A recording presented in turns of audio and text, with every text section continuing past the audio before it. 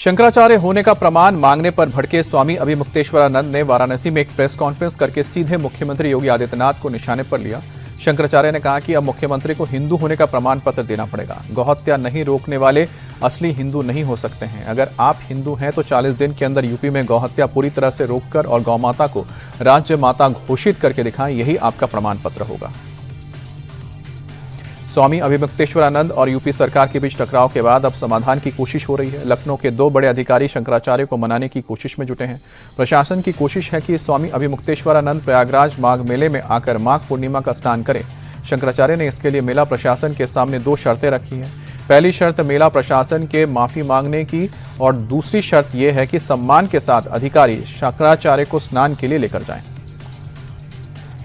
बांग्लादेश से आए हिंदू परिवारों को लेकर योगी कैबिनेट ने बड़ा फैसला लिया है। बांग्लादेश में कट्टरपंथियों के अत्याचारों से परेशान होकर भारत आए हिंदू परिवारों को बसाया जाएगा।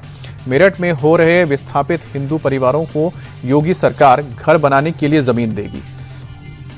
कानपुर देहात में रसूलाबाद तहसील में हर परिवार को 30 साल के पट्टे पर आधा एकड़ जमीन दी जाएगी, जिसे 2 बार रिन्यू कराया जा सकेगा। मेरठ में इस वक्त 99 विस्थापित बंगाली हिंदू परिवार रह रहे हैं। असम के मुख्यमंत्री हेमंत बिस्वा शर्मा ने बांग्लादेशी मुस्लिम घुसपैठियों के खिलाफ मोर्चा खोल दिया है। हेमंता ने असम के लोगों से मियां को परेशान करने की अपील की। हेमंता ने कहा कि मियां का मतलब बांग्लादेशी मुस्लिम घुसपैठिए हैं। असम के मुख्यमंत्री ने कहा कि मियां को इतना परेशान करो कि वो असम छोड़ दें। अगर कोई मियां रिक्शा के लिए 5 रुपए मांगे तो 4 रुपए ही दो।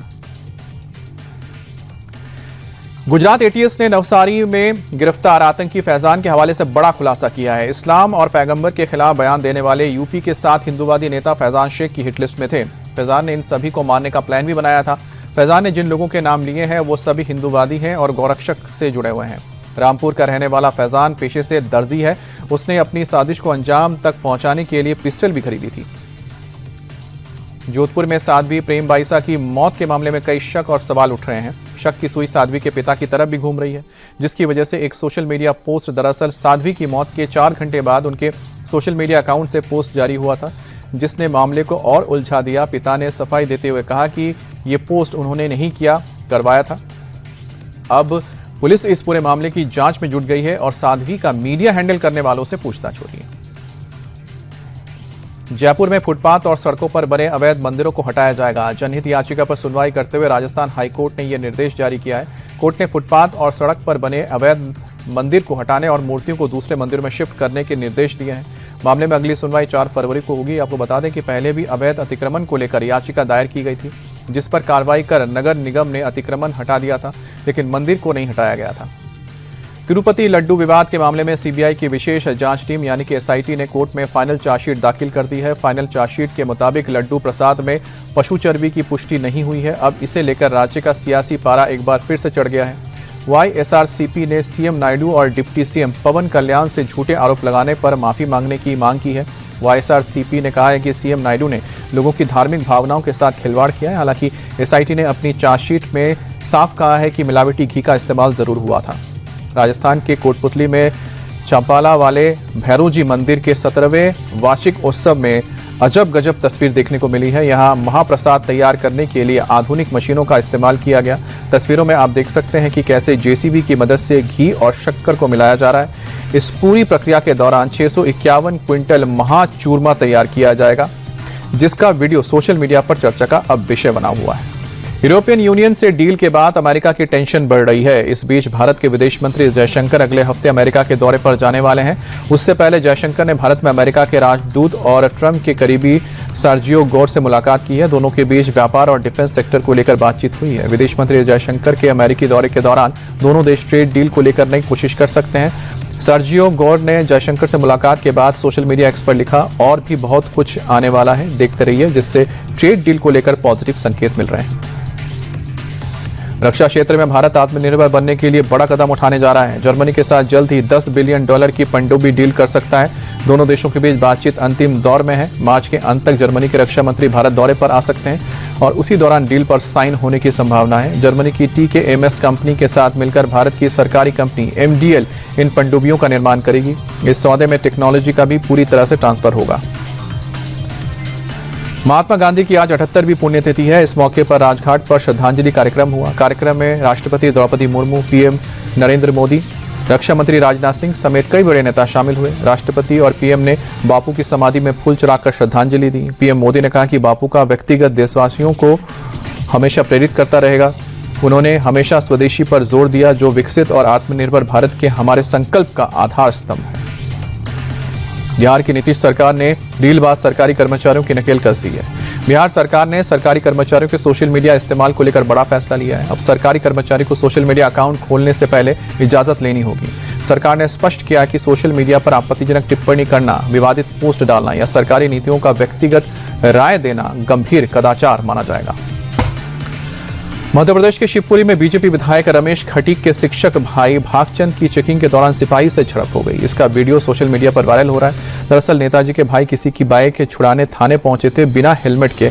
उन्होंने अपने साथी से कहा कि बाइक उठाओ और चलो। तभी एक सिपाही ने बाइक की चाबी निकाल ली, जिससे वो भड़क गए और सिपाही से बोले गाड़ी को घर तक पहुंचा। जवाब में सिपाही ने कहा कि मैं किसी का नौकर नहीं, जनता का नौकर हूं। यूजीसी एक्ट पर सुप्रीम कोर्ट के रोक के बाद बीती रात दिल्ली के जेएनयू में प्रोटेस्ट किया गया। जेएनयू में यूजीसी एक्ट के समर्थन में विवादित नारेबाजी की गई। लेफ्ट पार्टी से जुड़े छात्रों ने ब्राह्मणवाद के खिलाफ स्लोगन लिखा, पुतला जलाया। मनुवाद और आरएसएस के खिलाफ नारेबाजी भी की। सुप्रीम कोर्ट ने यूजीसी के नए एक्ट पर रोक लगाई है। कोर्ट ने सरकार को इस पर कमेटी बनाने का सुझाव दिया है। 19 मार्च को मामले की अगली सुनवाई होगी। वाराणसी के बीएचयू कैंपस में छात्रों के दो गुटों के बीच पथराव के बाद तनाव का माहौल है। कैंपस के अंदर भारी तादाद में पुलिस फोर्स तैनात किया गया है और चप्पे चप्पे पर निगरानी भी रखी जा रही है। बताया जा रहा है कि बिरला हॉस्टल के कुछ छात्रों ने रुइया हॉस्टल के एक छात्र की पिटाई कर दी थी, जिसके बाद रुइया हॉस्टल के छात्र लामबंद हो गए और बिरला हॉस्टल के छात्रों से भिड़ गए। दोनों तरफ से जमकर लाठी डंडे चले और पथराव भी हुआ, जिससे कई छात्र घायल हो गए। मामले की जानकारी मिलने के बाद पहुंची पुलिस ने हालात को संभाला। राजस्थान के बारां में अतिक्रमण हटाने गई टीम पर गांव वालों ने जानलेवा हमला कर दिया। उग्र भीड़ ने टीम पर पथराव किया। पत्थरबाजी में कई सरकारी गाड़ियां क्षतिग्रस्त हो गई। अचानक हुए हमले में अफरा तफरी मच गई। पुलिस वालों ने मौके से भागकर जैसे तैसे अपनी जान बचाई। हमले में कई पुलिस वाले घायल हुए हैं। प्रशासन की टीम चरागाह भूमि से अवैध कब्जा हटाने पहुंची थी। पुलिस ने आधा दर्जन से ज्यादा उपद्रवियों को गिरफ्तार कर लिया। जयपुर में खाद्य सुरक्षा विभाग ने बड़ी कार्रवाई करते हुए 43,000 लीटर से ज्यादा मिलावटी घी जब्त किया है। Girdhar milk food product firm पर छापा मारते हुए भारी मात्रा में मिलावटी घी बरामद किया गया। ये फर्म भोग विनायक ब्रांड से घी का उत्पादन करती थी। छापेमारी में ये सामने आया कि उसी परिसर में Shri Shyam milk food product के नाम से भी एक दूसरी फर्म भी संचालित हो रही थी। बेंगलुरु में लोकायुक्त पुलिस ने रिश्वतखोरों के खिलाफ बड़ी कार्रवाई की है।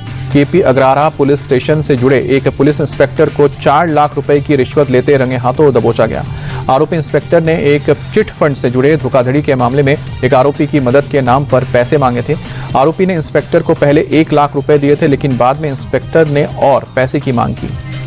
पंजाब में सीमा पार से चल रहे नार्को टेरर नेटवर्क के खिलाफ अमृतसर पुलिस ने एक बड़ी कार्रवाई के तहत ड्रोन के जरिए भारतीय सीमा में गिराएगी 42 किलो से ज्यादा हेरोइन, 4 हैंड ग्रेनेड, 1 पिस्टल और 46 कारतूस बरामद किए हैं। पुलिस ने 2 लोगों को हिरासत में भी लिया है, जबकि अन्य आरोपियों की तलाश जारी है। उधर फजिल्का में भी सीमा पार से हथियार और नशीले पदार्थ भेजने की साजिश को सुरक्षा एजेंसियों ने नाकाम कर दिया है। 21 पिस्टल, 2 किलो से ज्यादा हेरोइन और मैगजीन समेत 310 कारतूस बरामद किए हैं। जम्मू कश्मीर में भी लगातार बर्फबारी से लोगों का जनजीवन अस्त व्यस्त हो गया है। आवाजाही पूरी तरह से ठप है। पुंछ में सड़कों पर बर्फ की मोटी चादर बिछ गई है। जेसीबी के जरिए सड़कों से बर्फ को हटाने का काम किया जा रहा है। मुगल रोड पर ट्रैफिक पूरी तरह से बंद हो चुका है। वहीं डोडा के भलेसा में भी जबरदस्त बर्फबारी हुई है। पहाड़ों ने बर्फ की सफेद चादर ओढ़ ली है। सड़कें बुरी बर्फ की आगोश में समा चुकी हैं। उधर श्रीनगर में भी तापमान गिरने से शीतलहर का प्रकोप जारी है। पहाड़ों पर लगातार बर्फबारी हो रही है। शिमला, कुल्लू मनाली में लगातार बर्फबारी के चलते लोगों के लिए ये मुसीबत बन गई है। सड़कों पर बर्फ की मोटी मोटी परत जमने से यातायात ठप हो गया है। शिमला के नवार घाटी में सड़कों पर बर्फ की मोटी चादर बिछी है। वहीं मनाली में भी चारों ओर सफेद छाई हुई है। घर की छतों पर बर्फ की मोटी चादर जम गई है। हालांकि पहाड़ों पर बर्फ की परत जमने से सैलानियों के लिए नजारा काफी दिलकश हो गया है। संसद में पेश किए गए इकोनॉमिक सर्वे में गिग इकोनॉमिक पर चिंता जताई गई है। सर्वे के मुताबिक भारत में लगभग 40% गिग वर्कर्स यानी कि food delivery, quick form commerce और अन्य प्लेटफॉर्म से जुड़े कर्मचारियों की महीने की कमाई 15,000 से भी कम है। रिपोर्ट में सरकार से सिफारिश की गई है कि वर्कर्स के प्रति घंटे या फिर हर टास्क के आधार पर मिनिमम अर्निंग तय की जाए। साथ ही काम के इंतजार के दौरान लगने वाले समय के लिए भी पेमेंट दिए जाने का सुझाव दिया है। Online food delivery platform Swiggy ने तीसरी तिमाही के नतीजे जारी कर दिए हैं। कंपनी का इस तिमाही में घाटा 33% बढ़ से बढ़कर 1065 करोड़ हो रहा है।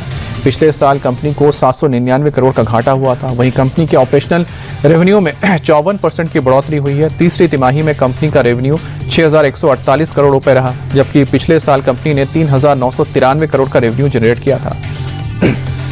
अडानी पावर लिमिटेड ने तीसरी तिमाही के नतीजे जारी कर दिए हैं। कंपनी को इस तिमाही में 2479 करोड़ का मुनाफा हुआ है, जो कि पिछले साल की तुलना में 19% कम हुआ है। पिछले साल कंपनी को 3057 करोड़ का प्रॉफिट हुआ था। कंपनी का रेवेन्यू भी 9% गिरकर 12451 करोड़ पर आ गया है। पिछले साल कंपनी का रेवेन्यू 13671 करोड़ रुपए रहा था।